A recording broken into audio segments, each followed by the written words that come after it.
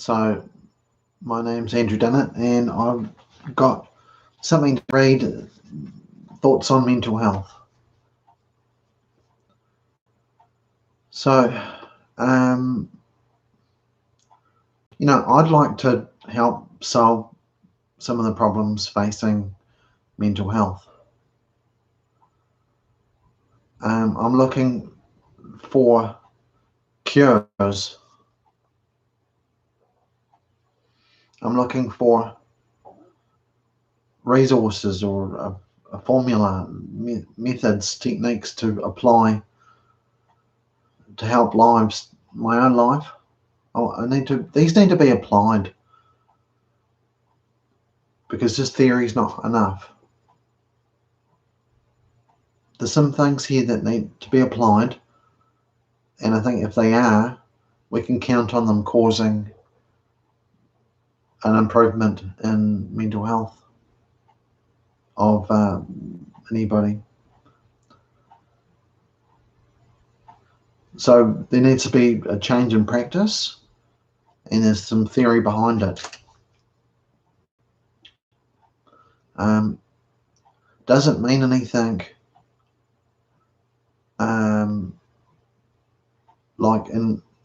it's sort of, I'm getting it, is it relevant? Is what I'm going to have to say coherent?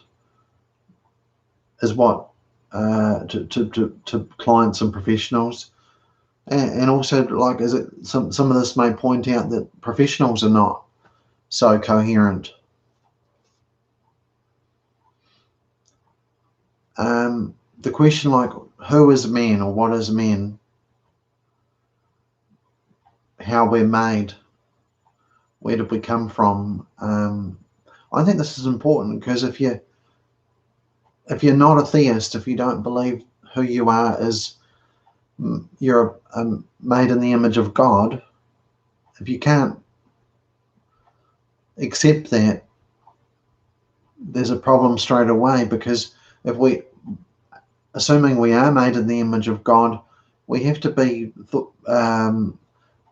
considered much more sacred and valuable. Not that I'm wanting to lift people up on the pedestal too much, but we have to see other people as more lovable and more sacred. Because if you just see it like we're an animal, like we're just an ape, and that we're just a body and brain that can be mucked around with, scientifically experimented on,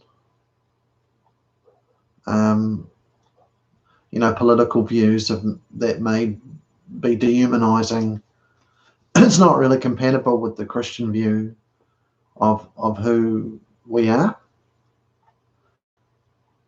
Yeah. So individuals like me, we can come up with messages that we really want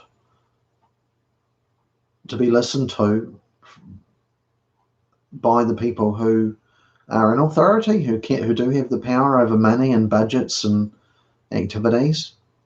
We're not experts. We haven't been trained in the medical schools. We haven't gone down that road, but we have gone down a road that's given us some experiences and understanding, something about what causes the problems and something about solutions that could be done.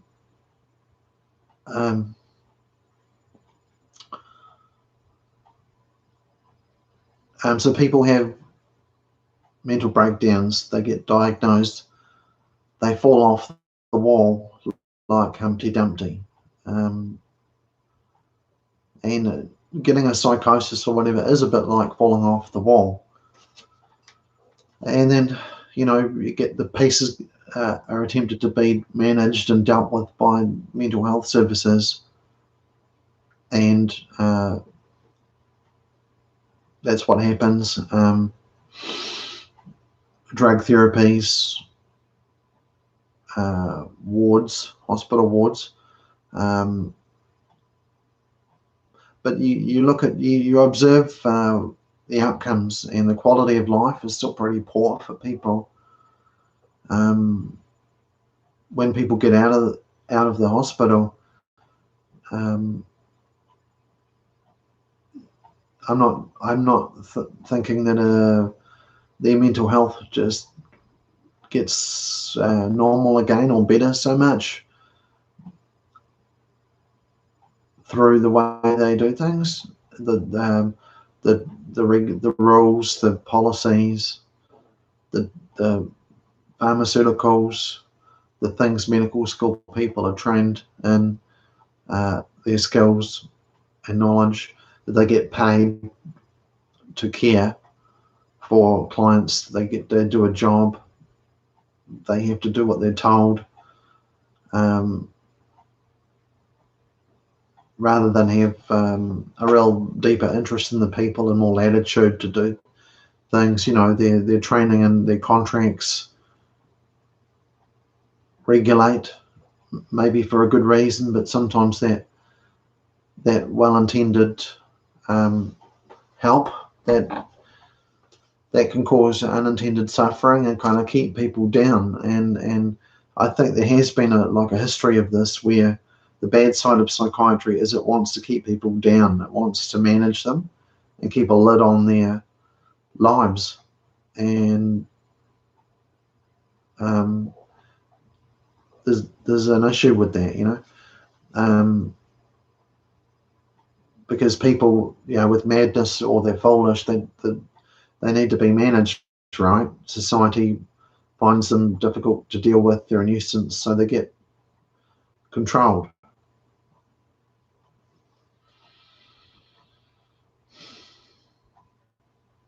But yeah, what other alternatives that are there for a normal life, and to keep a healthy mind? In my own life, I've seen like a 10-year improvement. There are things that can change, like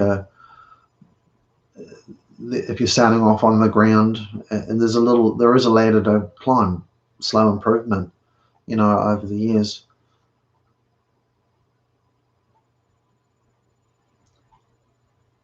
And it will take that length of time,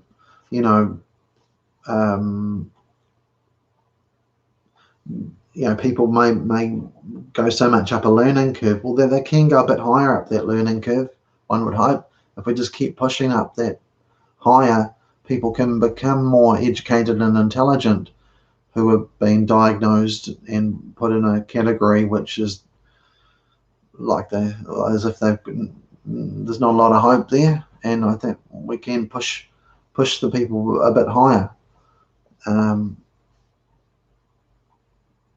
in their brain development, their individual self-development, things that they want to be. See, society fits a lot of people in good, but some people don't fit in good. It's not that they don't have something that can't grow and flourish and thrive in their life. They just don't fit in very well. And so how do you help people go their own way, in a sense, and make that part of them grow?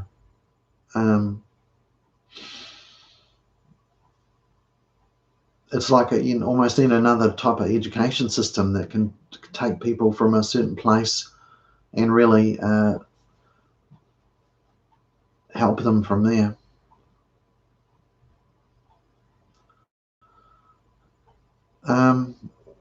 So what we've got, the state of affairs, or the status quo, the establishment, the way the science is,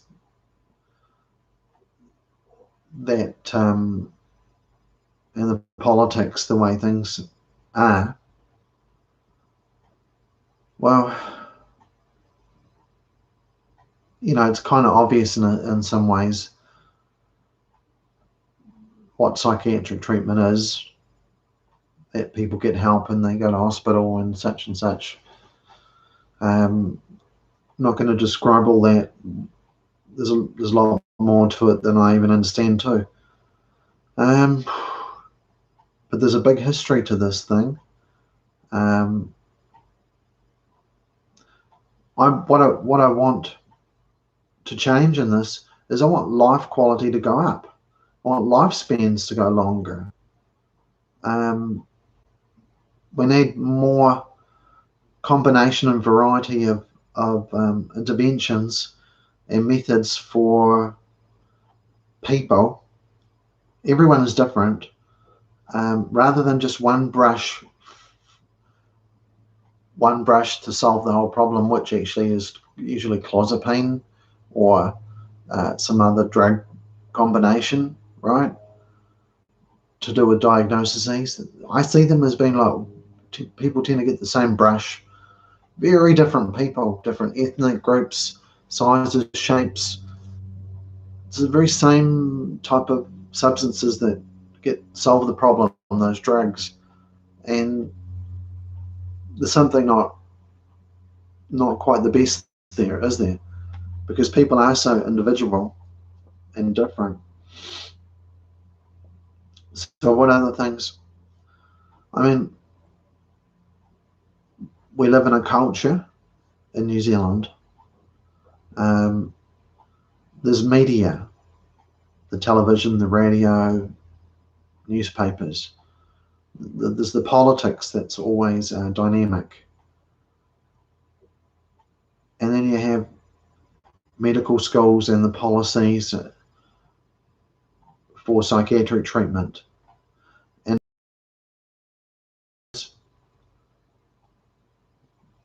because I think of the ideology and how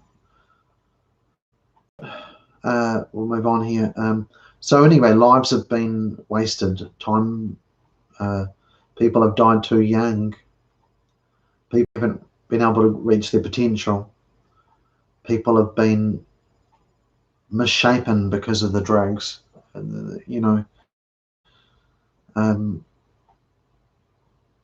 People have been hampered, thwarted, and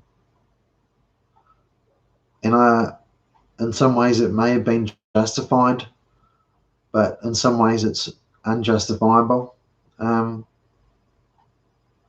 So what would a good mental health service look like?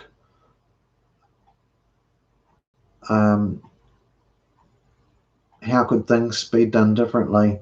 And this is a big question in New Zealand. They've tried to change it and it's not really worked out too well. How do you change the state of affairs and the status quo? Well, I think it was a bad idea when the policy was to stop funding for the community drop-in centres. What would have been better is if they had have taken what existed and changed that. But that's I'm just saying that off the cuff. Who are the individual clients? How delicate? I mean, how delicate the personality of every single one. They're very unique individuals. They all have certain emotional, social, religious, intellectual, physical tendencies and needs. And another question, how can a toxic culture be transformed or broken to make a more healthier culture? So there's the diet of people. I mean, I assume that universally a lot of us are not too happy with the diet that we have because there's so much junk food in the supermarkets and people are addicted to it. We pay a lot of money for it. So our health has been affected by junk food and stuff in the food. I mean, it's not just obesity, it's the substances themselves. Another thing with mental health patients, we tend to not be so wise. We tend to be a little bit foolish. And this could be prevented if we're trained up better in situational awareness and observation. Moral vices reduced. Sin is a problem. Sin is seen in the community. It's in the gambling industry, the alcohol industry, illegal drugs, entertainment industry. These are, I think it's fair to say, they're sins in the Bible. And sin, causes a lot of our problems. Also, communication problems. So much horrible things happen because people can't communicate and get their needs met. Lack of stress management. I mean, we get stressed. We need skills to manage that better. Physical fitness needs increasing. That helps brain development. That helps the cognitive development, doesn't it? When you get fit, there's a lot of science behind that in other fields of medicine, how exercise helps, and financial situation is getting screwed over because we don't have the skills. Why do we need so much management? Because we don't have the skills. So much of this we could work on over a long period of time to improve skills with financial management, time management,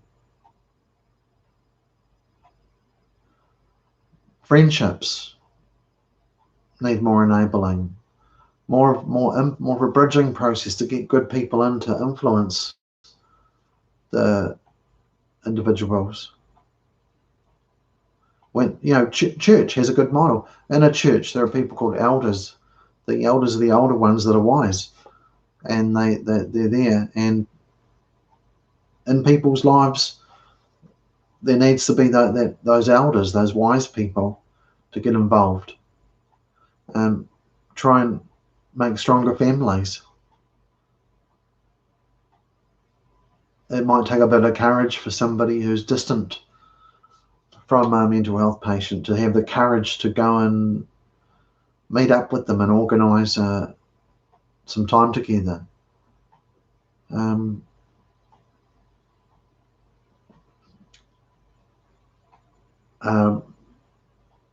Motivation and increased to try and encourage people to do what they want to do, and more tools set up for them in the home so they can practice daily and help their mind through learning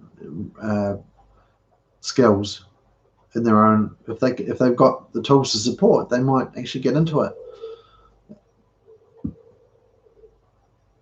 So lots of good things need to be consistent in the person's life, supporting them.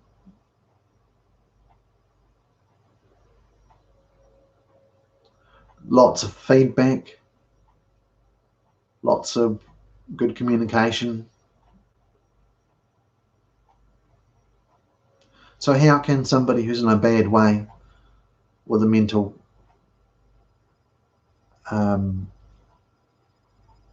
condition, they're not well, how can they make it? How can they become freer and happier in this life? Because they're beautiful people with something to offer society. They don't fit in that well. Some of us are not going to be money makers. So what else can we add if we're not going to be money makers? If we the social services like work and income, there must be some other way we can add value and fit in. If we can't fit in with 9-to-5 jobs like normal people do, how can we participate? We shouldn't be locked up and left out. We should have a way to increase personal development.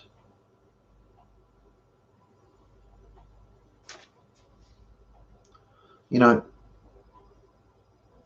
is it society's fault for being organised where it's not willing to love, it's not willing to have more latitude and you know, society is a part of it.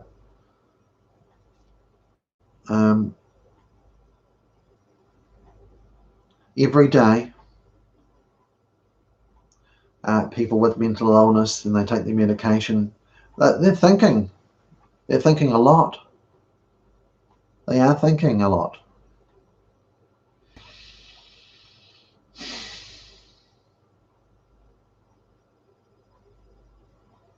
Now, if we can improve the thinking,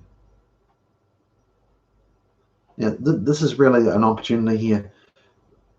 Thinking can be improved depending on what the person's sensorium and what they're getting. Their thinking can be changed by other people's thinking, by books, by videos. If you improve the thinking, that's surely going to write in the brain cells and the chemistry differently, right? So rather than having drugs interfere and change the chemical situation, the real life functioning also does that.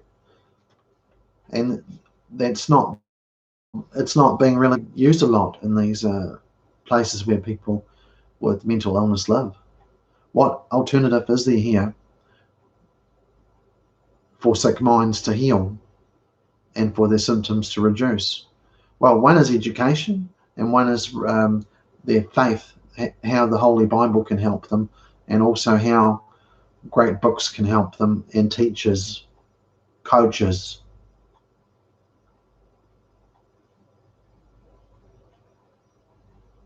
Alternatives to just pharmaceuticals. Things they can do every day to look after themselves. They need good information. They need the information about lots of things in their life, their own medical, their own nervous system, all kinds of things. They need information, but they've really been blocked from getting that. It's like it's easier to manage somebody who's a bit soft,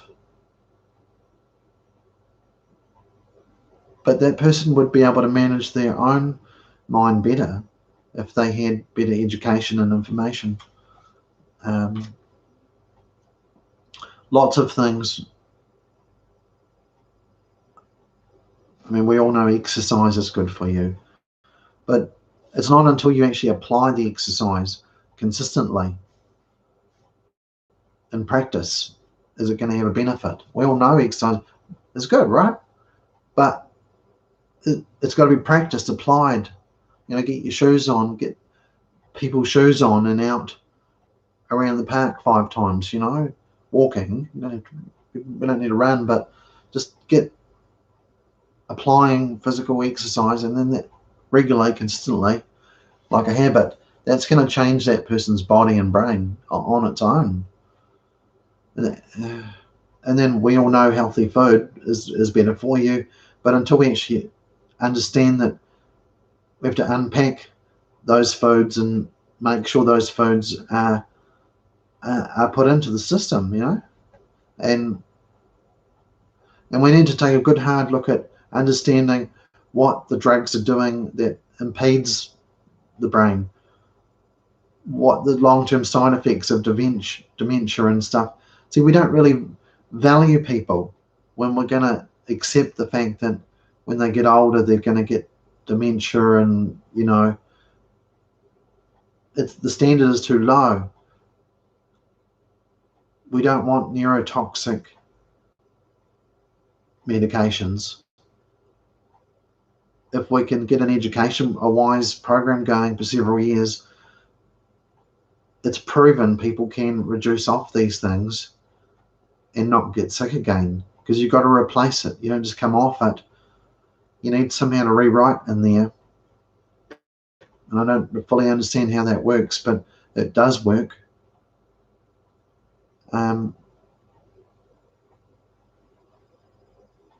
Personal responsibility.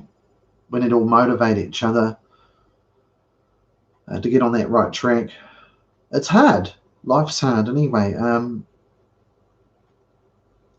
But more valuable and useful things can be done to help a person by the professional and by the support workers and peer community and the client. There's more valuable things we could be doing, and unless they're applied, practiced, all the theory's no good. Can we have some different goals, please? Can we have some different novel, non-drug ways of trying to put back in what's missing and develop any little bit of potential people have for anything individually, and have the option of group work, to study things intellectually, to grow, to have their intelligence nurtured. I mean, literacy can raise their intelligence. Literacy can raise people's intelligence. So why not have an hour a day, like when you read books to your children? Why not read books to adults who need the vitamins and minerals to help them get ideas? Reading a book for an hour could be just as powerful as taking pharmaceuticals, you know, probably is, even more powerful.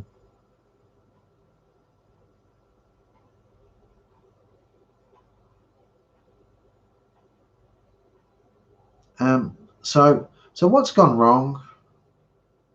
Why are the psychiatrists and nurses always being run down in the papers, and mental health has got a bad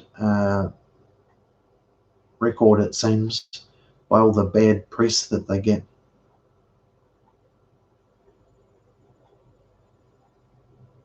Well, I mean, I've met doctors and nurses, and they're nice people. They mean well, So what's going wrong? I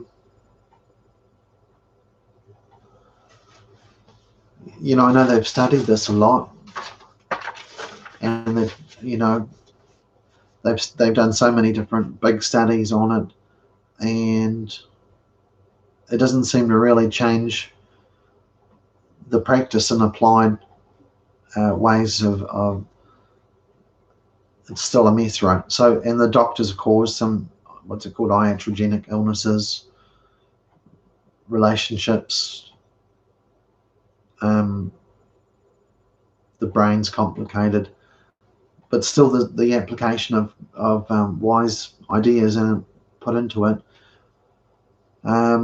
Maybe the psychiatrists and nurses are trained wrong, or trained, then they've some things that's been neglected. They haven't been trained to teach when there should be something there. Something is missing. Measuring progress, like how can that be done? Like, how can the progress of a person be really measured? Where are the limits of the help? Are the problems in their life being solved? Because sometimes it's problems like nowhere to live, no job. These are what is actually causing the person to get ill. Bad communication with family and friends. It's the communication problems that's then causing the toxic reactions. Not being able to think straight because you haven't been taught to learn a bit of grammar and a bit of logic and rhetoric, to learn how to learn stuff. So the mental health system's found wanting, right? It's got bad press. So something's flawed. The experts in this field are missing something. There's something irrational and pathologic about the way they've done it, if I understand it right.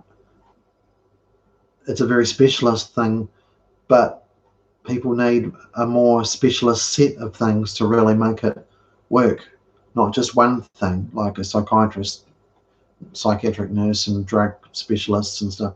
It needs like several things, specialists joining together, including education, and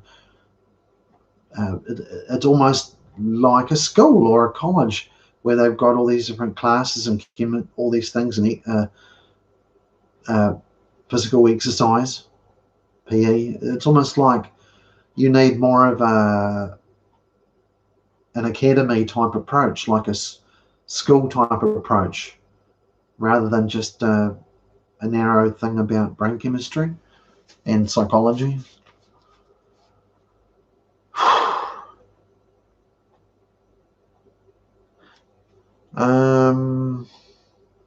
Knowledge. See, the assumption is that it's all brain chemistry, and that's very true. I mean, you look at illegal drugs and medications; they certainly affect behavior and brain chemistry in a person. Certainly is true. But what about forgetting the fact that knowledge itself, knowing stuff, words, ideas, thoughts, knowing stuff is also powerful, controlling our system. And it's not just chemistry, it's what you know is affecting it. And if people don't know much, and then they can spend 20 years in a halfway house and they're still no better because they don't know anymore. But the assumption is, what, they can't know anymore? Well, of course, if you enrich their environment and put libraries and books, get people reading, encourage people to do things, it may not be easy. There may be a lot of problems along the way, but at least it's gaining some ground slowly that won't be lost, hopefully.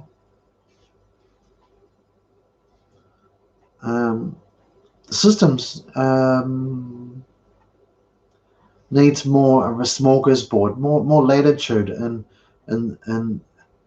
things that are available, services that are available. People on the inside, maybe it's more profitable just to help them with drugs. Somebody's making money out of this, and they're pretending, denying that there aren't other better ways of doing it. That's not right.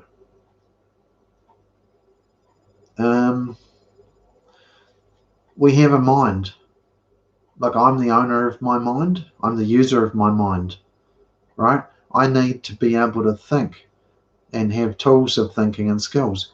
I need sound thoughts to work within my mind, with my mental capacity. I need to know about how my mind works. I'm the owner of it and user of it. We don't need dumbing down and mucked around with blended brain chemistry mucked up. We need knowledge and skills put in so that we have some substance in our mind, and see how that's needed. And like, if you just have a pharmaceutical chemistry thing, you're not going there. Because if there are facts and truths that people can change and learn, why isn't this knowledge used more to aid a person, to help them, to repair deficient defects in the mind? Use learning to improve that condition, rather than just sitting, they've got a defect, they got this wrong with them, that wrong with them, labels and diagnose. Why not actually try and change that situation rather than treat it with a thing that takes away symptoms?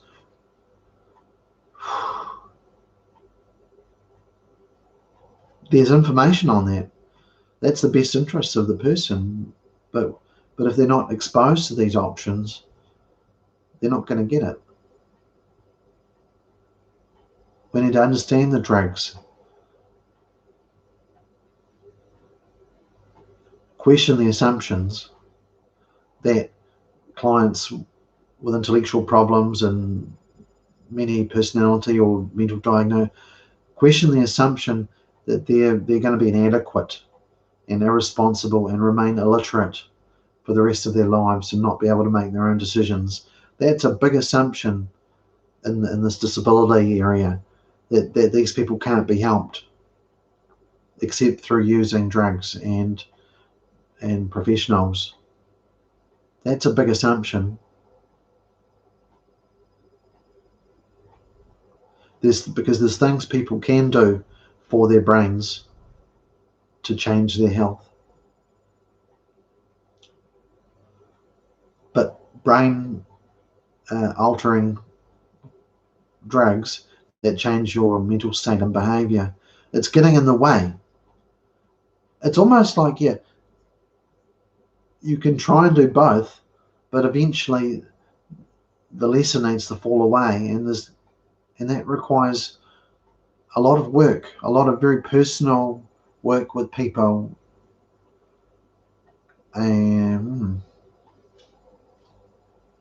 So we could change the aims and the goals and the expectations and the values within the treatment itself,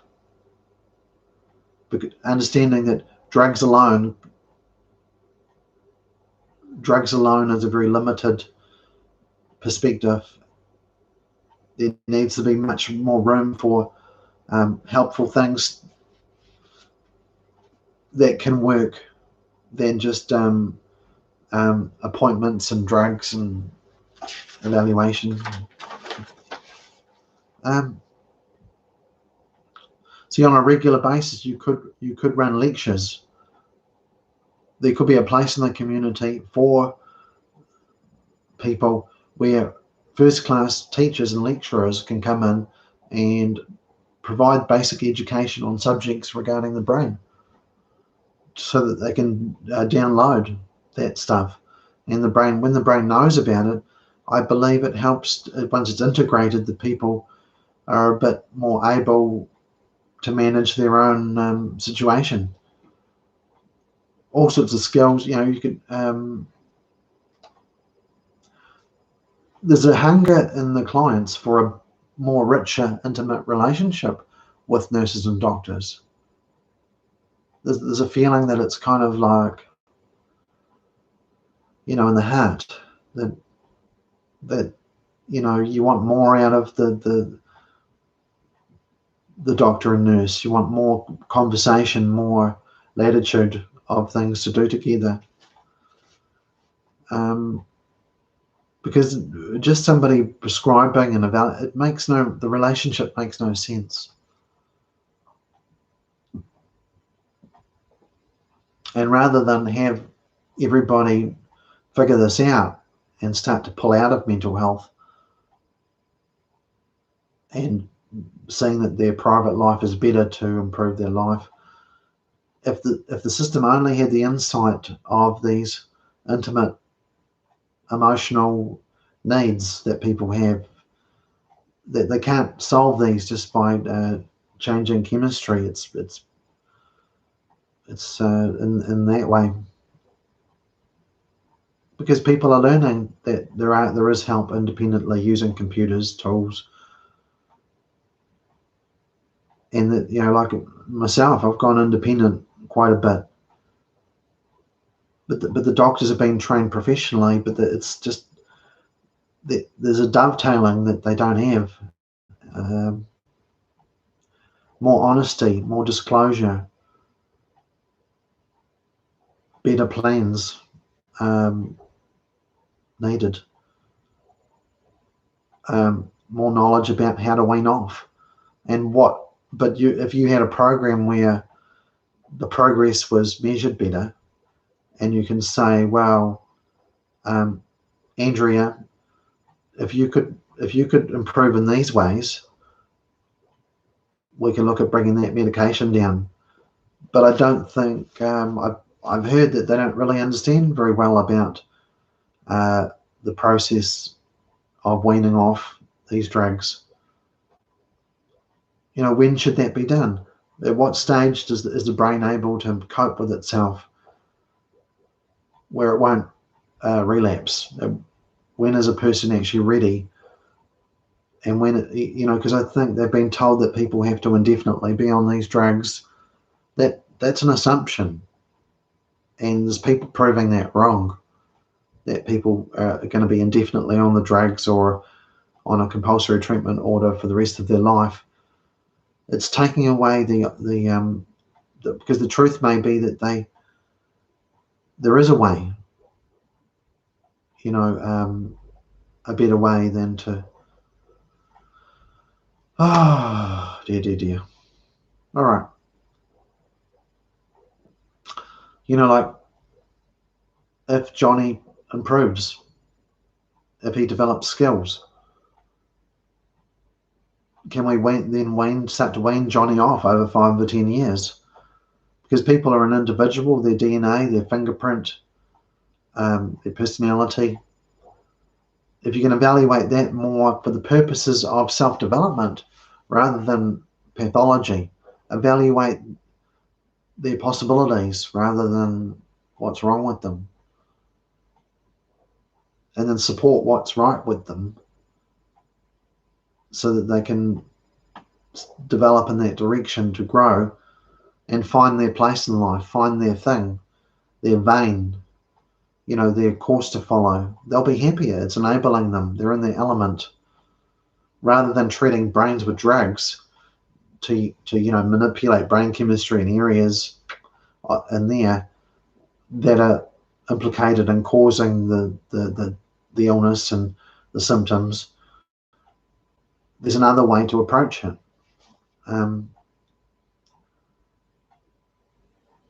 Because some things they've been playing down. They're kind of they've got their own spiel they're preaching to clients, and the problem is that spiel is based on assumptions that I hope I'm trying to prove aren't quite true. And some people have gone as far as saying it's a scam. Well, that's not very nice to say that, but if there is something that we need to question because something's important information is not being shared equally, that needs to change. See, if you're a client and you're on medication, you need to learn a lot about risk management skills. So you've got to be able to try and manage your own life, manage your risks in life, rather than just be looked after by caregivers and managers. We have to have the skills to manage our own risks so that we can manage the affairs of our life, right?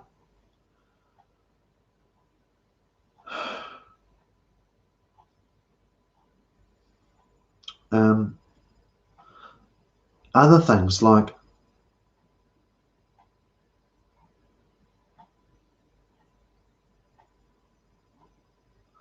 knowing your rights. I mean, they hand out the brochure, I think it's 10 or 12, the rights you have as a client. And professionals have duties, clients have rights. Well, I've never come across people that have really known their rights. There may be people out there, but those rights should be taught over and over and over again. 10, 20, 30, just ongoingly. People should know their rights. And yeah.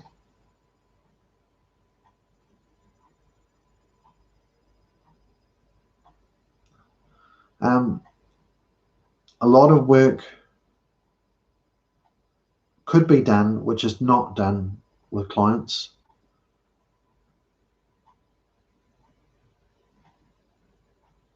Participation, the latitude is limited as far as what professionals are allowed to do. There's low expectations for people. They're just letting them go to seed or hang out to dry. Long delays in improving. these services. I mean, the government did the mental health review. Things were looking good, but then it's getting bad write-ups again, the mental health service. So there's been long delays in getting wiser interventions. There's still communication problems, options, services still aren't there. It doesn't feel like a good relationship.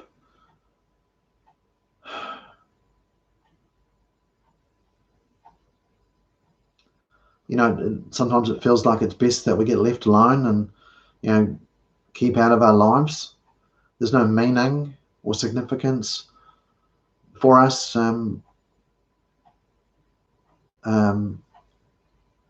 So we're looking at managing it ourselves, finding the ways. The drug corporations' products, I mean, maybe there are some people that appreciate them, but there's a lot of people that don't appreciate the drug corporations' drugs in this area.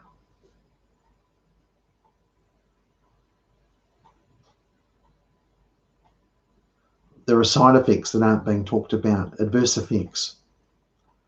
They're not ideal.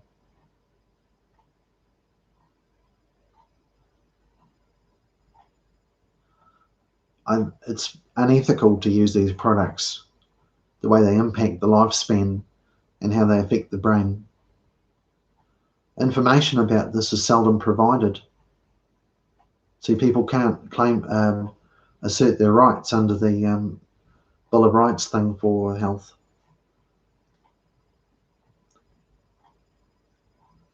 Information requested is seldom provided in a good enough way.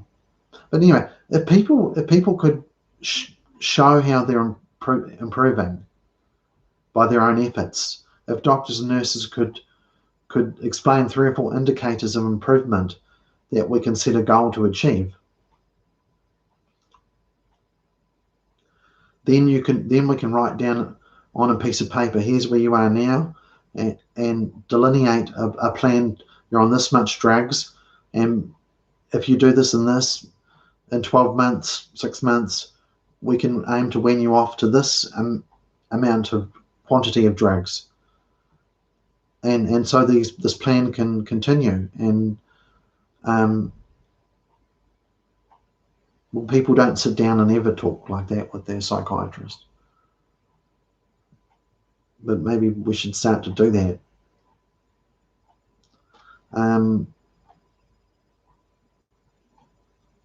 Look at the risks, risk management, the dangers.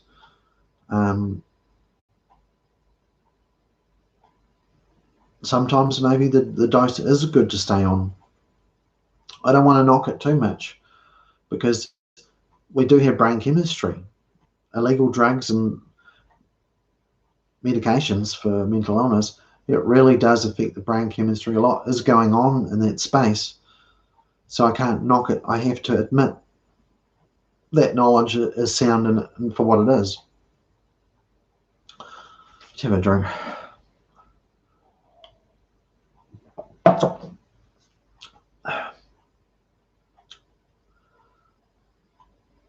More self-leadership.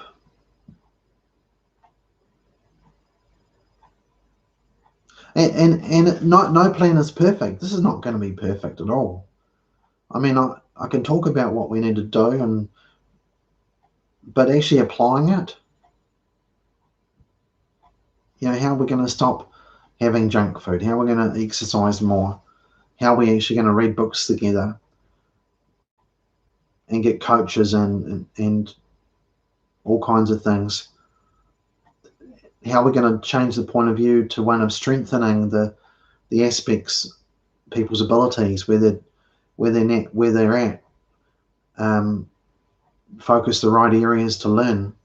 How are we actually going to get a variety of methodologies and approaches using educational ideas, social, cognitive, whatever combinations, exercise. Can we make the psychiatric system look more like a university rather than or a college rather than a place where sick people go?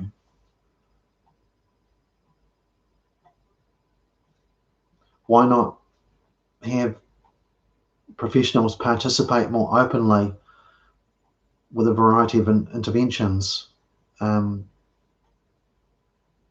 help the person think better, help their brain work better,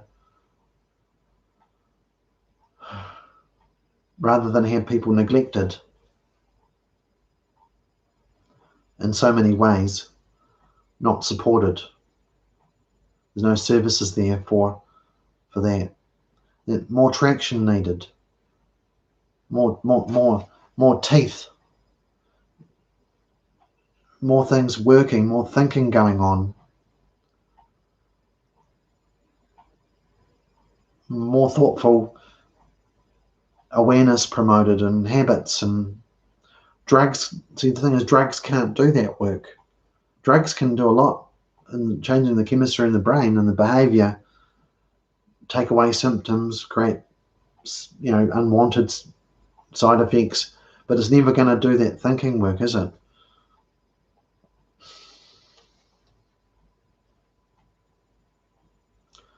So it's these things that are lacking. It's wrong that in a way,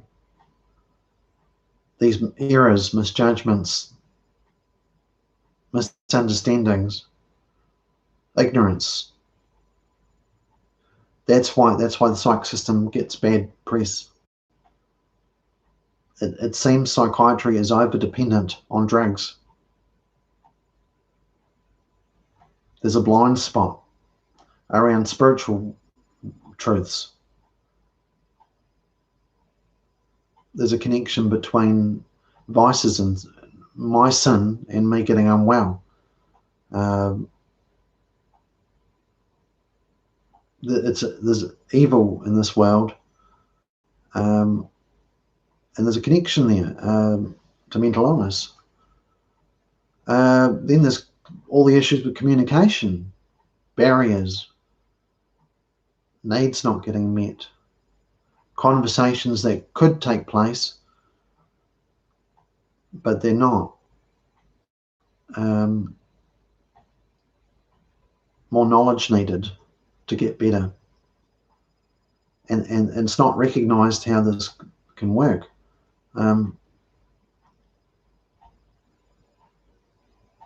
If you're going to take the no drugs option, it needs to be carefully worked out, that kind of course.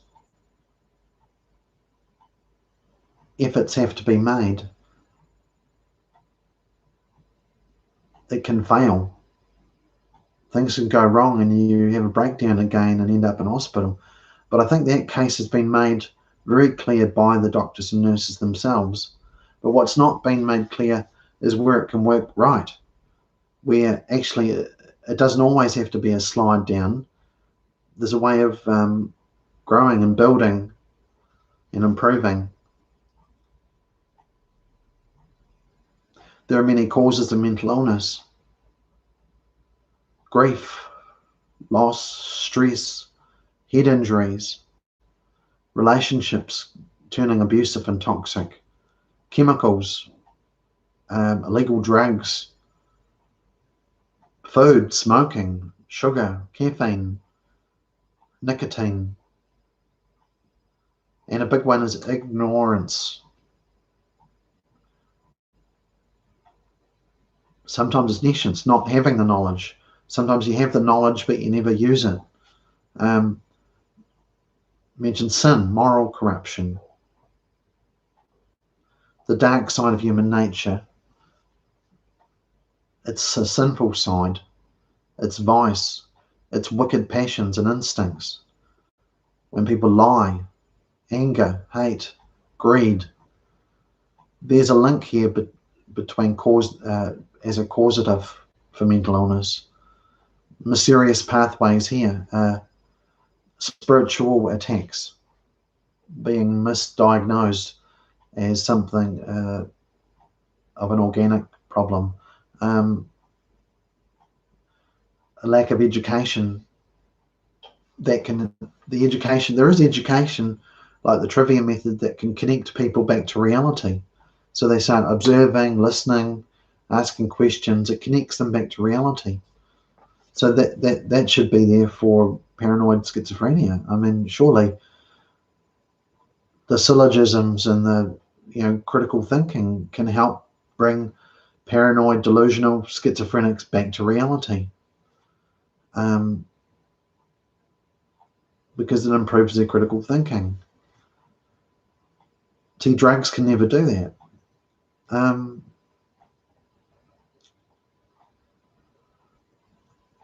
So some of the problems the mental health system's in is historical. It's gone on for decades.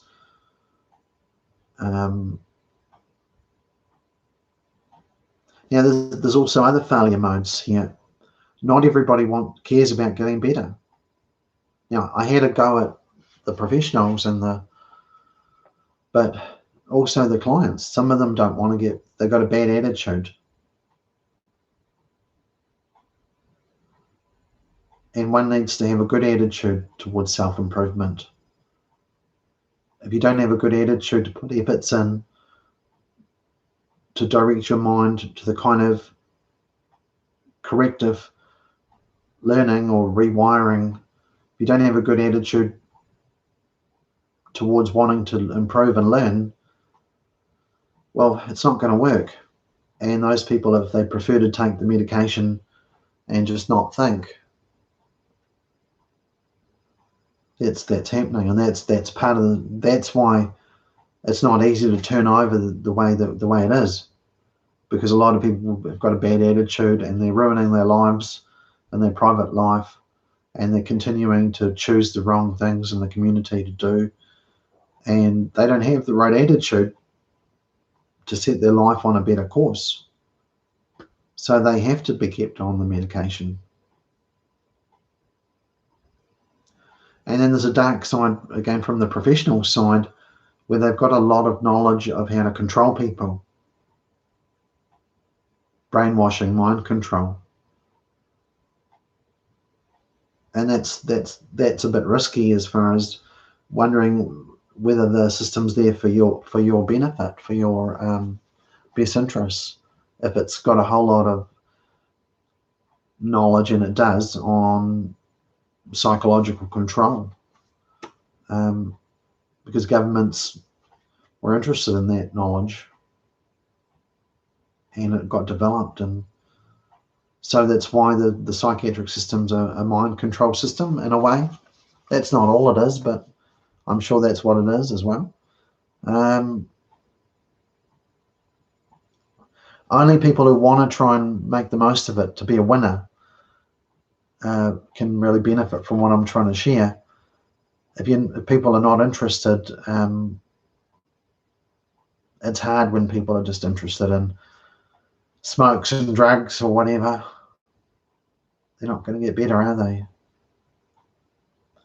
And how can God help people with mental health? Can we open our minds to God actually helping to heal us, and praying for healing in Jesus' name? Getting help from church people who will come in and pray. Well, how do you open the doors to that more when it's kind of a bit secular, or the way the system is? God has a lot of ways of helping. He says a lot about our thoughts. 1 Peter 5:7 in the Bible says, casting all your care upon him, for he cares for you. Christ said, don't worry about your life, what you put on for your food. Don't worry about tomorrow. There's a lot in the Bible that statements, scriptures that can really help to change your mental state by going spiritual with these scriptures, like be anxious for nothing. The Bible says, do not be anxious about anything.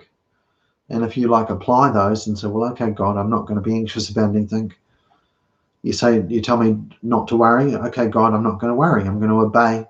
So there's a lot of scripture that can help give you a sound mind.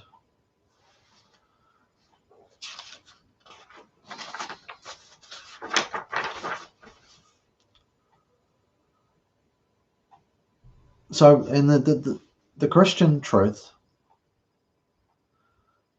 explains things, the same things that the secular medical system explains with different terms.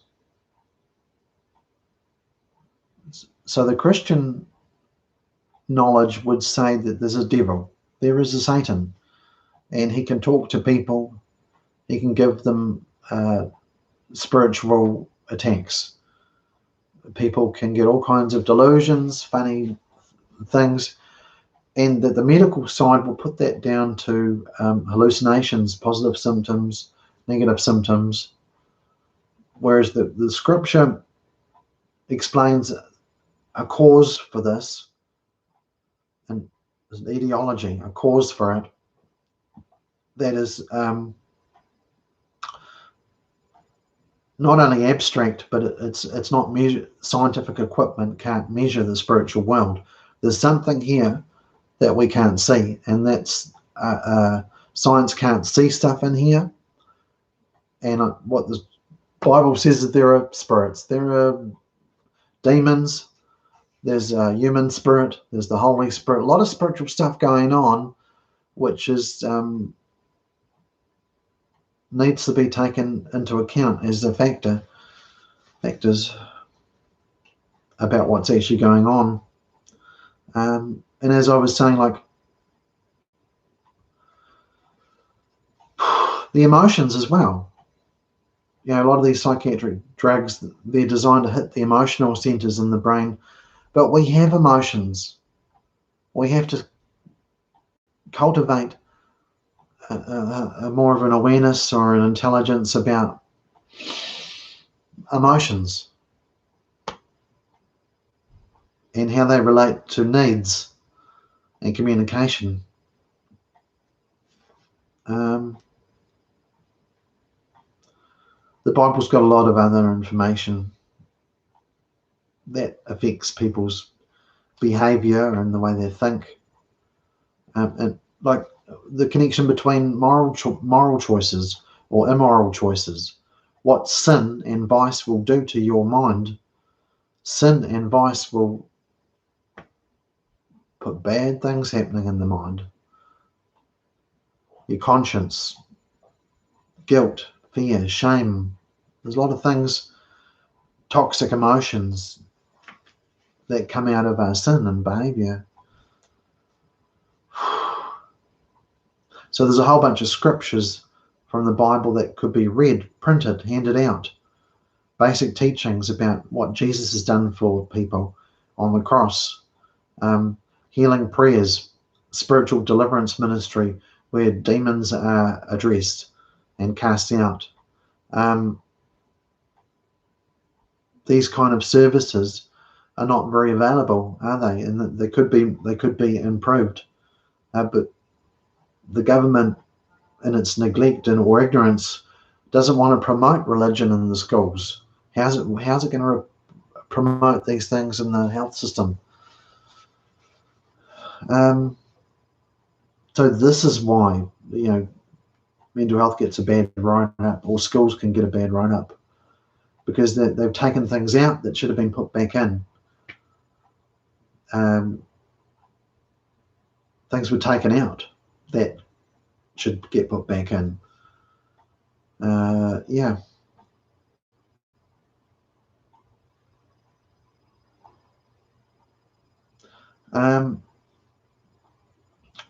There are different valid points of view that don't come from academia or medical school, or, you know, and there's something to be answered, something there, you know. Okay.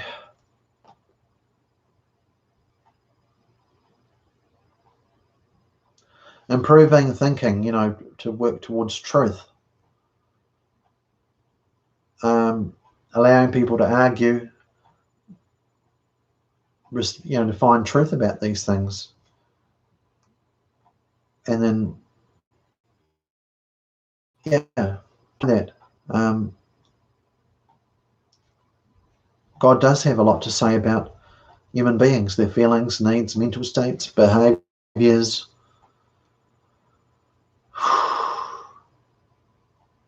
So we need novel ways to help to bring healing. A lot of it may be subject, abstract, improving thinking, by thinking, improved information, how to connect, how to request, how to use information that's kind of hidden from clients, that are kept, some things are kept quiet, that should be shared. Medical knowledge about records, drugs, contracts people have, oaths.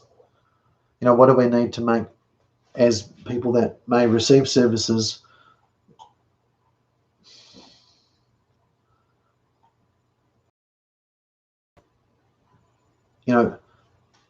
how can we be working and making efforts to improve mental health? Why don't you tell it? Professionals should tell people what are the ways you can improve, rather than just looking at pathology and managing it.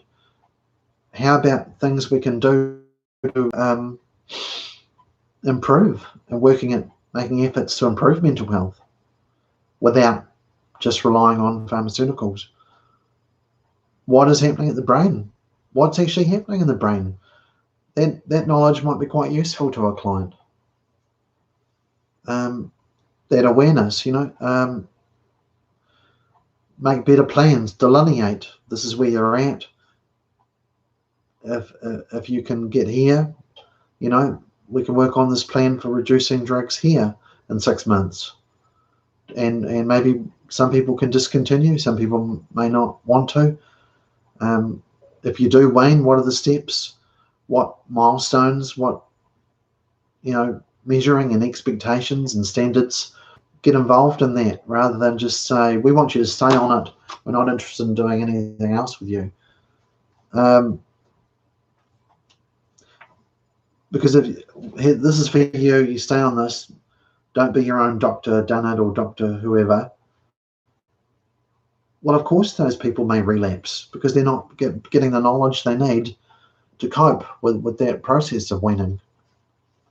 When somebody weans off, they need extra support for sure. They need lots of extra support. While they may, if they reduce a step, because they wanted to, and this period of weaning, 3-4 years, 1-2 years, 5-10 years, well, that depends on the plan, where you can delineate, here's where you are, here's where you want to be, and make sensible decisions about what the dose reduction will be in 6 months. And sit down with the doctor and delineate that, with the doctor. This is what I'm on, exactly what you're on at this time, and on this side, this is where I want to be in 6 months. And if so-and-so, if you do this in your life, if you do this and you do this, and we can see you're making progress, then that plan can work.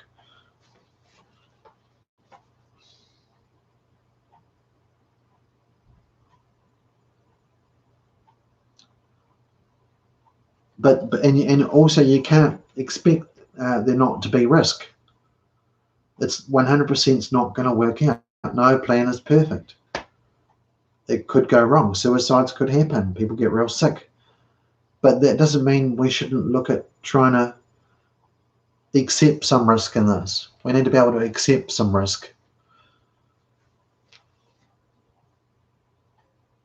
There are several factors where they live. Lots of factors that need to support them. That's going to, affect the outcome. More thinking, more nous from family members and people around them. the reality is we're in a reality. Things can be done right with the right efforts and planning,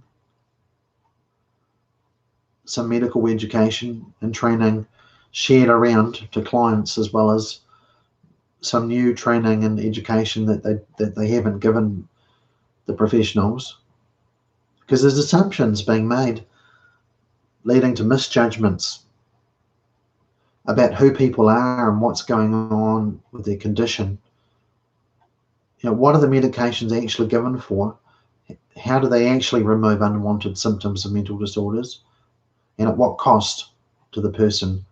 What are the advantages and disadvantages? What are these drugs doing to our brains and bodies in the long term? These questions, this information is requested, it needs to be given.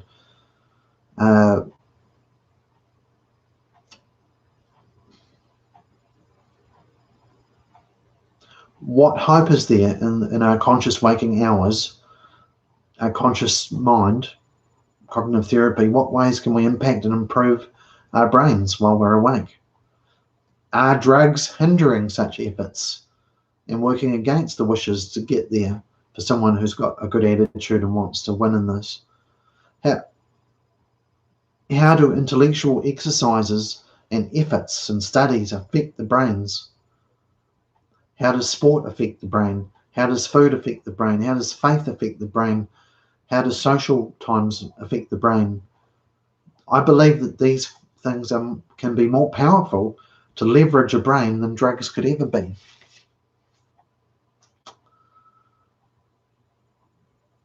Why do some people make a full recovery when they look like an underdog? They look like somebody who can never improve, but they do. Well, often it's all the support around them. Others, some people are very intelligent, far more intelligent than I am. They look like near geniuses. They look good. They were ducks at their school, but they got their mental illness, but their attitude is bad and they fail, and they're not doing well, and yet you'd think their mental capacity would enable them to really recover, but it doesn't work that way if their attitude's not right and everything. I mean, that's really amazing when somebody who hasn't got a big brain, a big education, but they can wean off those drugs and actually lead a successful life and have a job and be quite well. And you can get people that are brilliant people. They may be genius, may not be quite geniuses, but they're really clever. And it doesn't work for them. They fail. Their attitude's bad.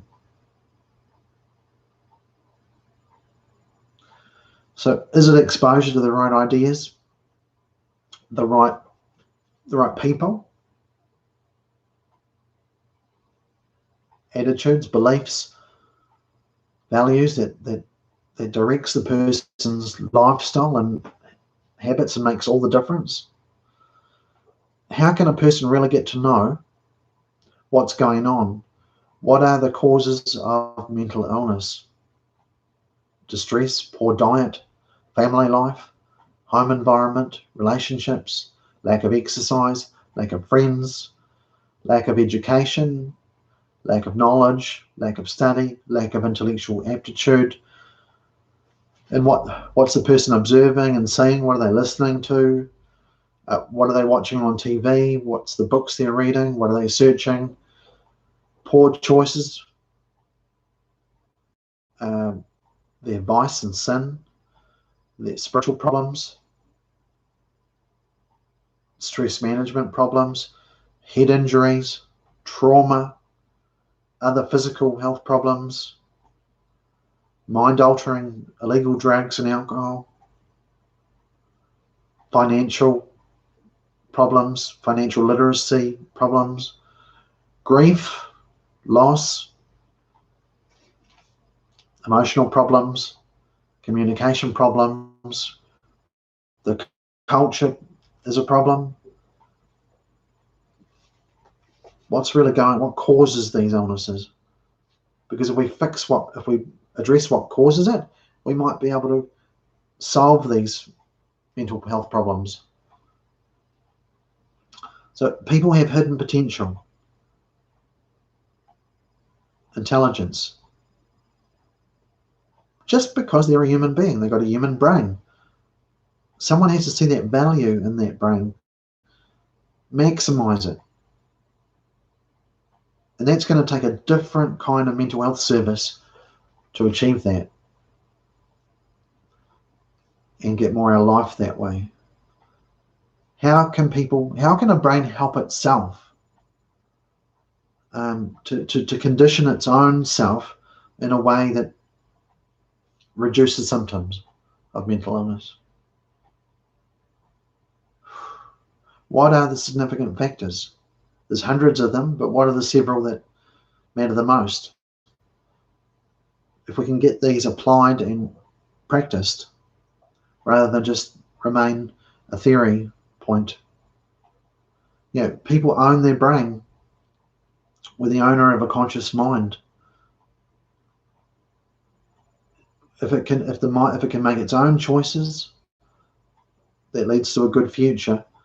It should be cultivated that way, rather than just given drugs that keep that brain down.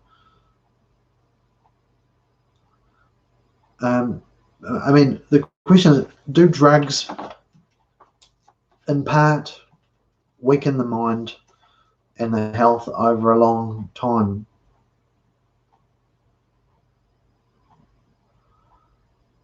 Is there that risk?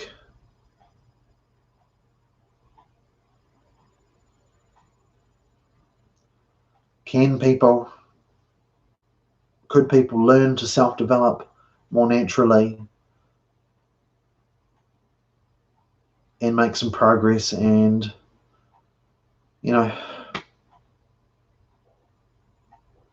how much of an impediment to, this is just some questions, how much of an impediment to learning and memory are the drugs? What about dementias later in life? Are the drugs going to cause dementia? And even presently, are they an impediment to learning and memory? Is it worth it? Bringing these iatrogenic illnesses and diseases caused by the doctor's drugs? Wouldn't it be prudent to try and work in a different way?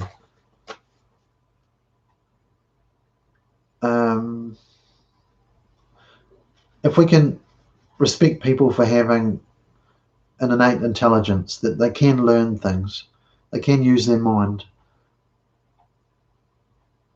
no matter how low or high your IQ is, there's things that can be done where the person can adapt and retrain themselves. And if the answer is yes, and I think it is yes, there's a little bit of hope there. If the person can learn about this world again, we should be able to go beyond symptom control and really start to look after a person in a lot of ways, to remedy and solve these long-term systematic way.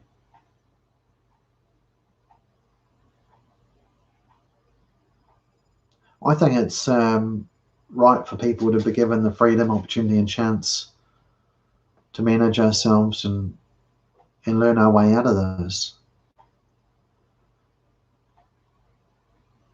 There's a risk of looking after people too much, mummying them in cotton wool, trimming their wings, turning them into a intellectual bonsai. This is ruining their lives rather than helping them. How can you lead a person to eventually be able to stand on their own feet? Are the drugs limiting the range of behavior and thought of the person's natural ability? Is it ethically appropriate to have a lifetime like that? or a lifetime where improvement and recovery can be real, made real. What ways can we change our mental health status, modify it, our environments, the courses we're going on, exercises, socializing? What leverages have we got to have nudges for the sake of our own health, mental health, rather than just take the drugs, the pill, with no effort?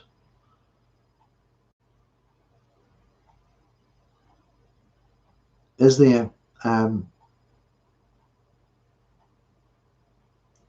something in the old politically incorrect language that can be, that was transformed into euphemisms? Like, can we use the words foolishness and madness again to define mental illness?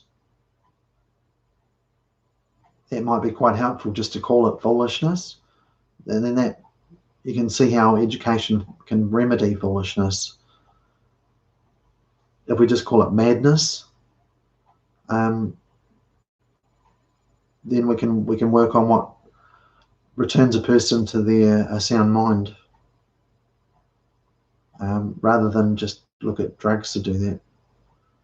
What and what could cure it? How long is it going to take for people to get back on their feet again, managing their own lives satisfactorily? What would it take? What is the course or the ladder? What does that look like to climb out of dependence?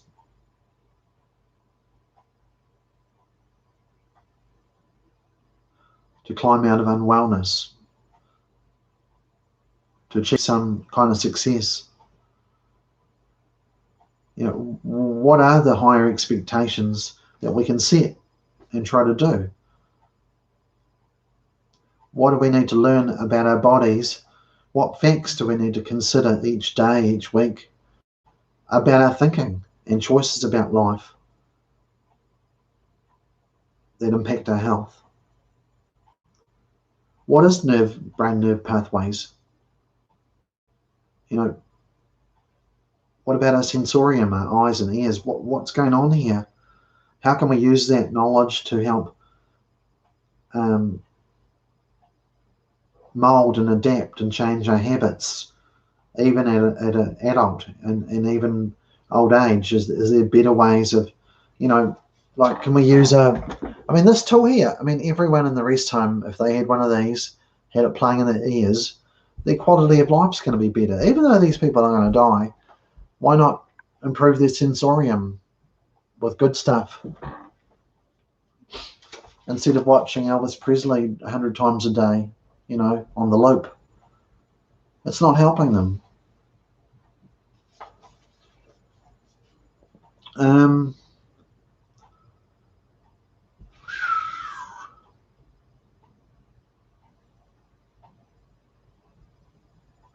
So I hope I've made the point that mind-altering drugs are not the only, medications are not the only way to address it. That there's a lot of in the space for learning skills and using other methods to help people improve their mental health.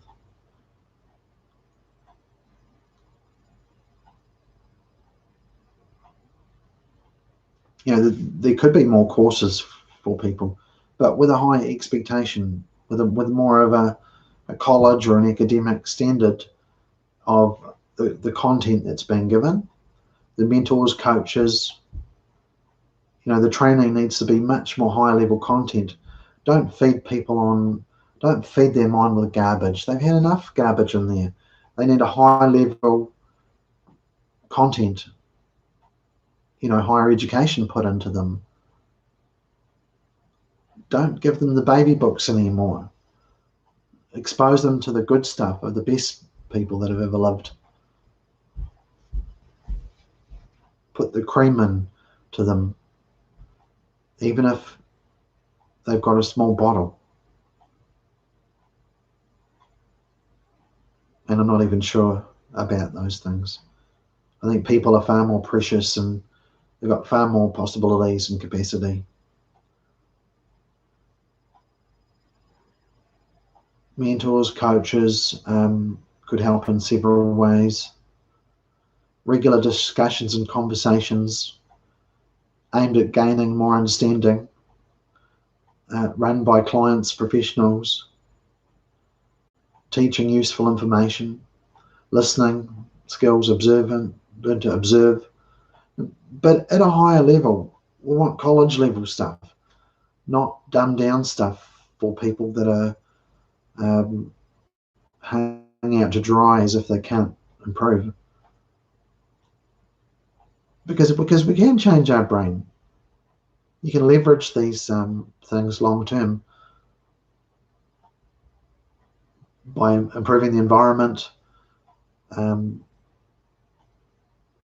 People can grow intellectually. Even people that seem to have been dumb in life, they do have potential to grow intellectually. That's a fact.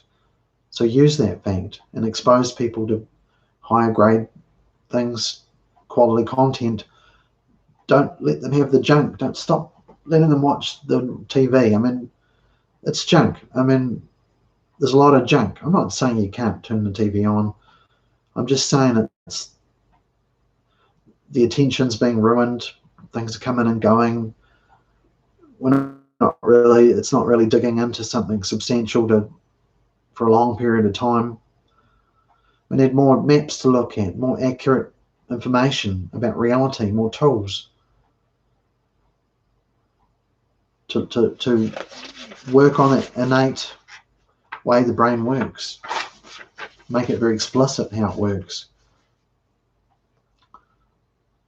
But help the person to go at their own pace naturally. And this is where the individuality comes into it.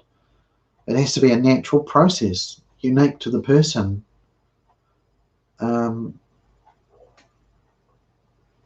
Picked by the person, hopefully. It's got to be encouraged. If you see that the person's interested in horses, encourage horses. If you see they're interested in electronics, encourage that. If you see they're interested in clothing, encourage that. Fashion, business, whatever the person has a natural bent for, use that to help them learn, because they're interested. Their minds are going to engage in that little thing that they actually like to watch on TV, that little thing that they talk about. There may be a loving, nice way to use that to help them learn, and put supports around them for that, to help them travel, their journey and honour their values and their unique possibilities. It's delicate. It's so delicate to help someone in that way. It is it needs a delicate touch, a very, very delicate touch to do that. Because everyone's different by birth.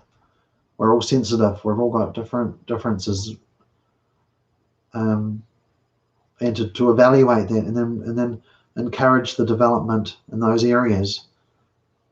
Then it's going to fit for them. They're going to fit into this world. They're going to fit into the community, and eventually contribute to it.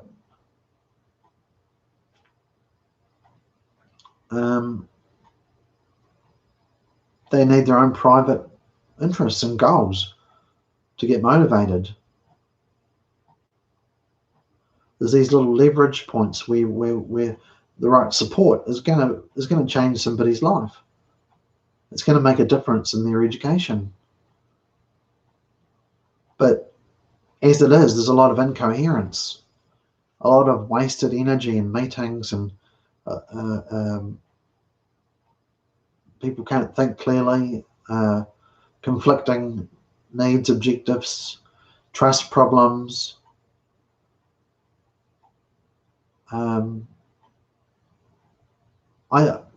think there needs to be more efforts, design made to set up some things in a new way to enrich and transform people's lives.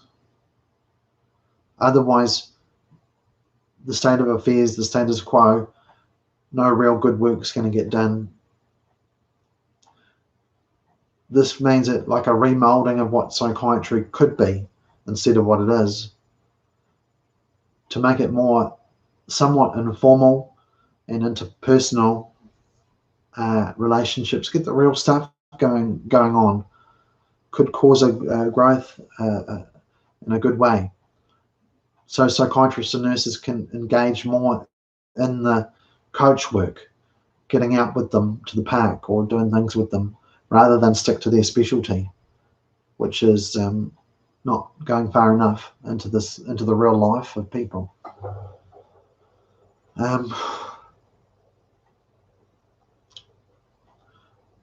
Language, words, terms need defining for clients, much more grammar, help them understand the words so they know what's going on, what it means, make them more aware of facts and reality of where they're at, do some straight talk with them, give them directions for things they can do to repair and heal that medication can't do.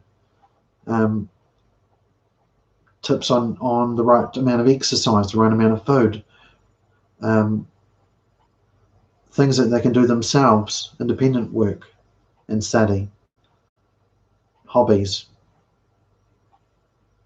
courses, resources, curriculum, websites that are really kind of stronger in their content than what universities may teach. Follow wise people. We need the wise people, and with the idea that this can improve the judgment of people. Exercise the brain areas with the defects rather than shut them down and reduce activity. Find the right sort of knowledge to strengthen those areas with the defects. So educational programs for financial literacy, aim for better results. This is hard, okay? This is hard. This is really hard to do, isn't it? I mean, it's a hard work there. It's a big job. Ignorance is not a blessing, though. So bridge the gap. Get the knowledge in there. Some wealth and power needs to be directed to get something different going on here. And yeah, that may not be in the pharmaceutical drug company's interest, but something better. I mean, it's just got to get people on the right path, get the minds off the wrong paths and build their lives again, fix their minds. It's not just done by fixing chemistry in there. Real knowledge and information impacts sanity. If you can think clearer, you get more coherence, your life's going to make progress. Make lists of helpful activities to do each day. The long-term gains is what we're after. No plan's perfect, as I said that before, but we do need targets. We need a ladder to climb, some hope in life, and ways to stay stable, even though there are risks involved.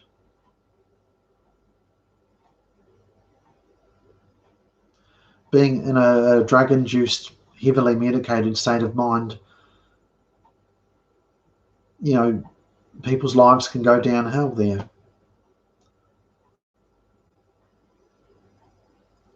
You know, rest is good. We need sleep and rest, but sometimes rest is not needed.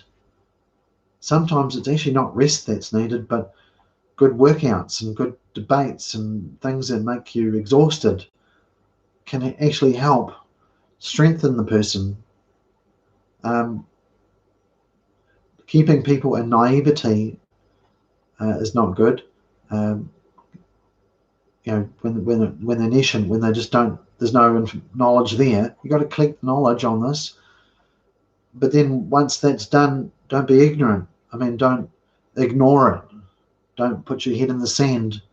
Don't be in denial. Since people have got to run with this and somehow use it.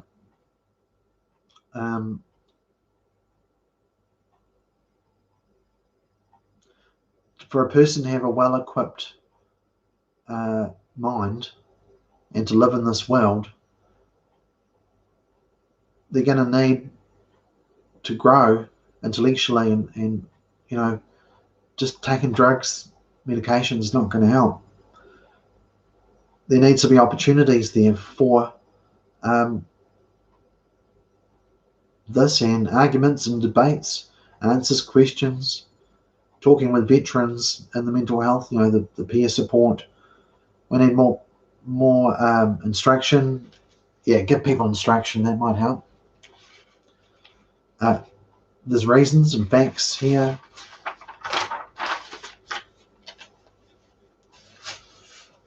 All right.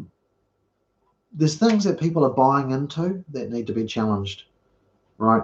There's some dogma, some beliefs that need to be questioned, those assumptions, because we're being kind of fibbed a little bit.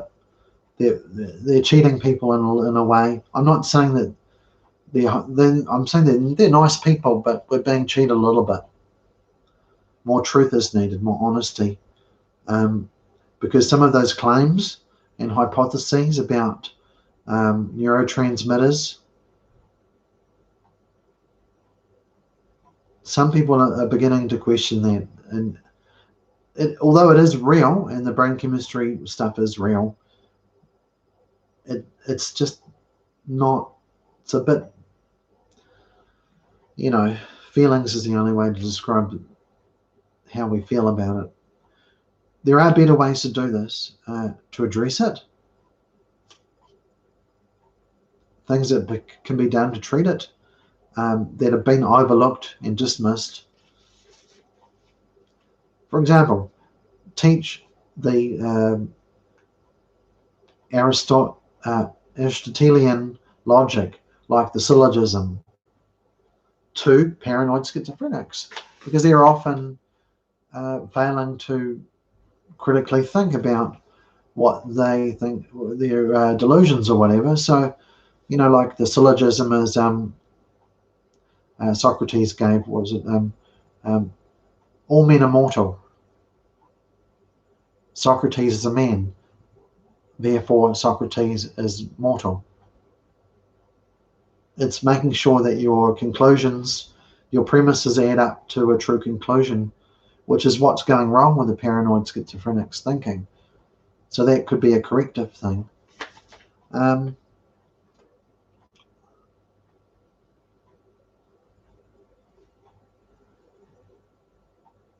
More latitude for informal voluntary relationships with professionals outside of the clinical area. And I mean not just home visits, I mean engagement in more things that matter to the person in real life. If they want to do half an hour at the netball court, or half an hour reading a book, or just someone to walk with, somehow involve psychiatric nurses and doctors more in the person's real life, going out to a place to eat, to have a cafe, to have, you know, ways of interacting that more than before. I mean, and this could actually go far wider. I mean, how about, say, like a psychiatric doctor who's a mountain bike rider, and one of his clients can ride a bike? Why not go on a 2-hour mountain bike ride or 1-hour mountain bike ride with your client?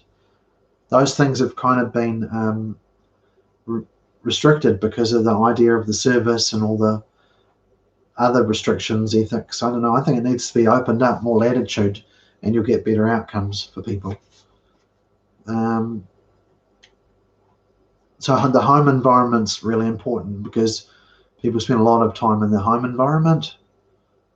Hobbies should be encouraged. Cultivate and nurture the person's human intelligence. Classes on improving your thinking. I mean, what is mental health but mental life? It's not just all brain chemistry. It's, if you think it's all neurotransmitters and cells, if you think that's the logic of psychiatry, it's all neurotransmitters and cells, and you don't get it. You don't get what mental health is if you think it's all neurotransmitters and cells. You just don't get it.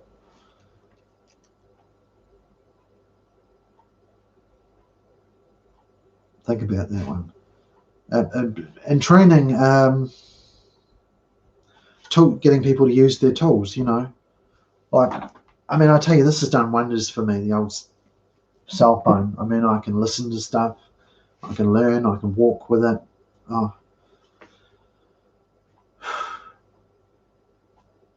Teaching about how to run the flat better if they're in flats.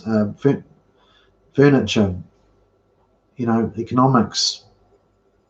Teach them about economics, labour, work, how to support themselves. And how to fit in better. Because the problem is people don't fit in very well. They could have all this potential, they could fit in, but they're not fitting in very well. Maybe there's something about the modern employment thing where people apply for jobs.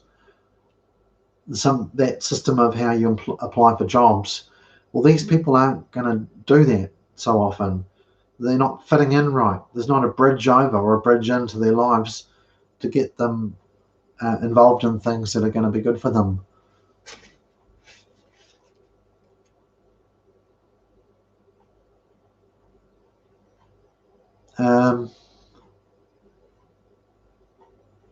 So improve communication skills. Actually put it into practice, the lifestyle changes, new habits like exercise or study. Because this is, like I mentioned this to a nurse once, I said, this is a paradox, This is, there's a fundamental contradiction. There's a paradox in mental health care. You can see it this way, and you can see it also this way. Or you can make something else out of it. There's a paradox. And I'm hoping my point of view is helping to explain some of the paradox, because of my point of view compared to somebody who's learned about it differently.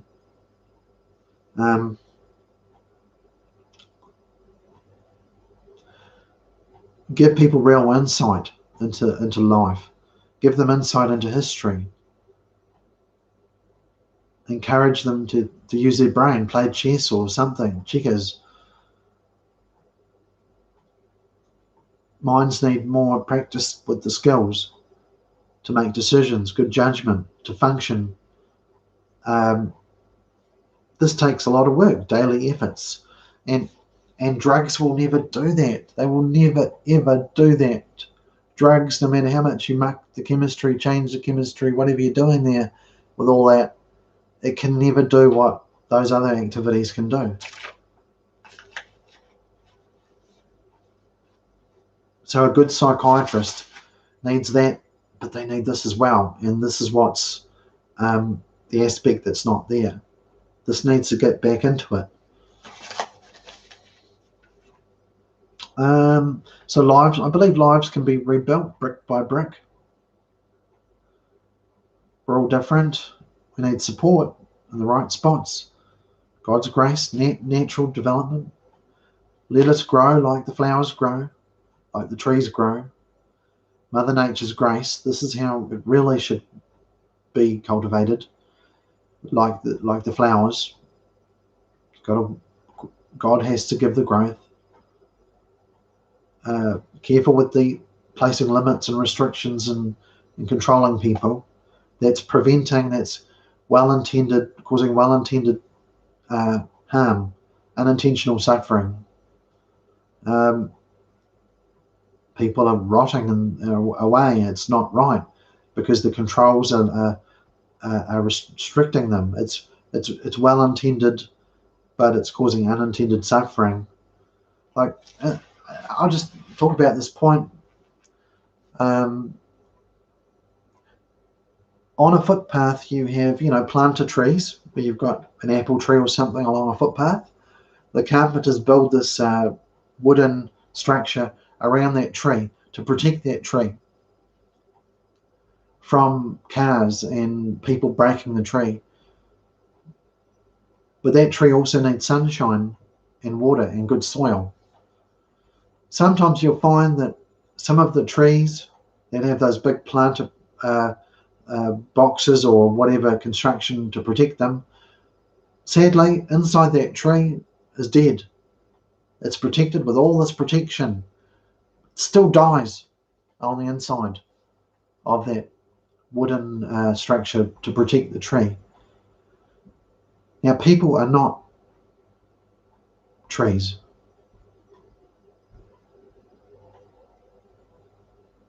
We have more needs than trees do. We've got more possibilities.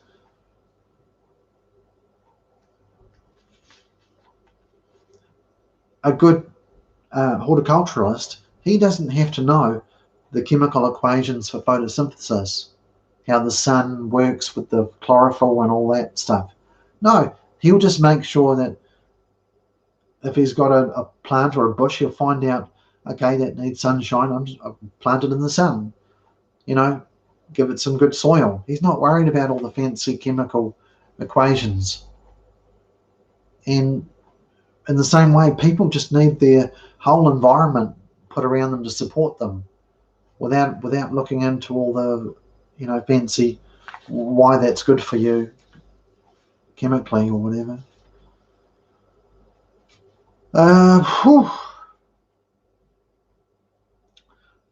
So some needs are not being met well enough. That's why there's still a massive problem with the support and care for mental health system. Why it's got some bad reports in the paper fairly regularly for a long time.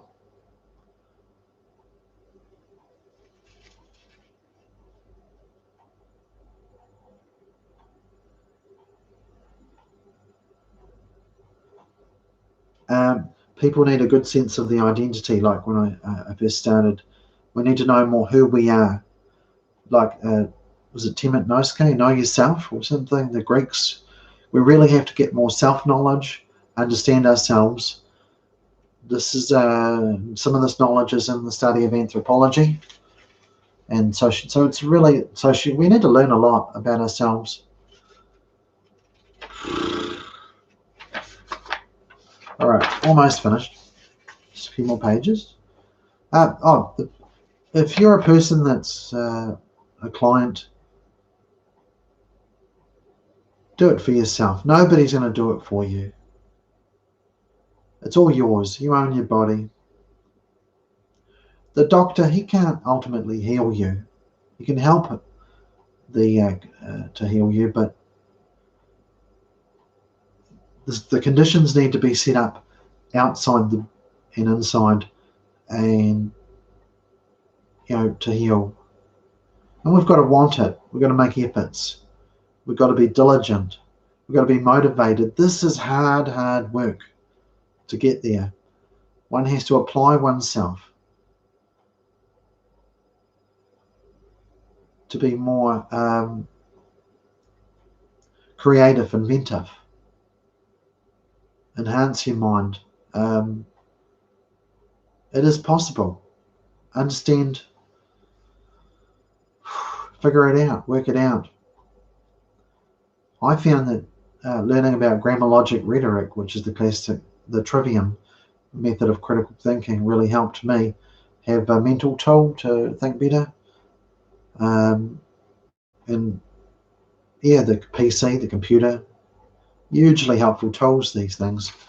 I mean, everyone should have one of these loaded up with useful audio, video, and same with their computer content. It's like vitamins and minerals for your mind, brain.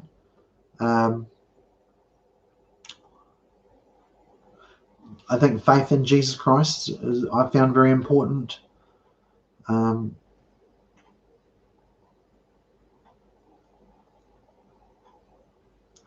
Giving up smoking.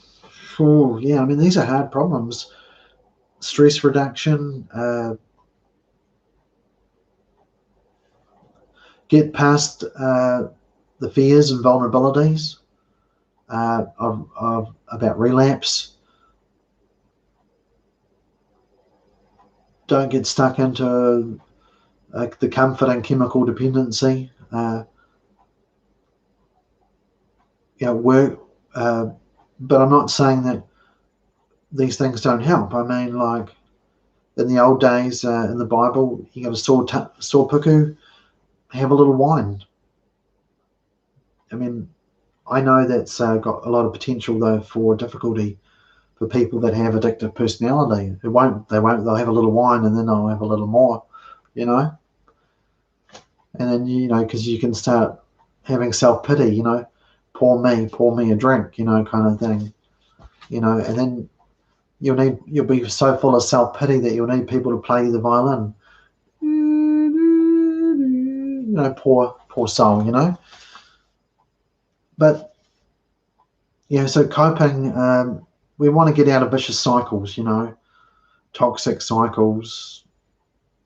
We need a better way to thrive and survive and cope.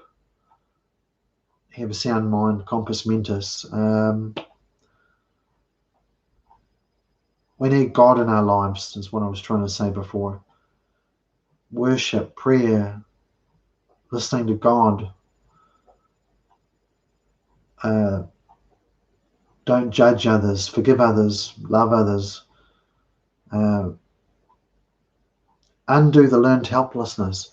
Because there's different things in psychology they've found out. Psychiatric patients, for example, we can get learned helplessness, where we get into the habit of thinking that we're helpless, and a lot of people, we've got far more possibility where we could learn. Only if the bridges go down, the mental Berlin walls go down, and we can mix and learn and have more opportunities to enrich our lives. Only when those walls come down can some of these better ways happen, better outcomes. Being kind to others, get into learning in depth. People would benefit so much if they learned in depth some of these things.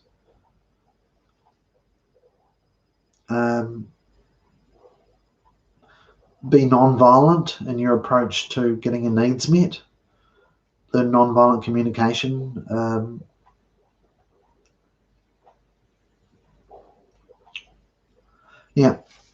If you've got some of these die-hard old psychiatrists and nurses that only want it their way, we have to try and let them know, make them accountable in some way, politely, and really bring these questions to bear on them and make them sit down and talk to you about it. It's not enough just to for them to treat us as people that are not interested or irrational, or just more is needed to sit down with them and go over some of these sort of ideas. So again, what's maybe the best thing at the moment is computers and the phone tools, because there's a lot of knowledge out there on the internet, and if we can learn to gather it and use it, it's going to help so much. It may make some of the support the government set up for peer group support a little bit obsolete, but it doesn't have to be obsolete if you get the good stuff, what I've talked about, into those peer support groups and break down some of those walls and regulations and have more latitude in there. That's what I hoped the mental health review was going to do. So more family therapy, getting the family involved more, getting Christian ministries in from churches that are there, and scriptural helps like the Bible can put into the mind as a first line. See, for Christian people with mental illness, the Bible is a first line intervention for the psychotic illness, because often that is the devil attacking us.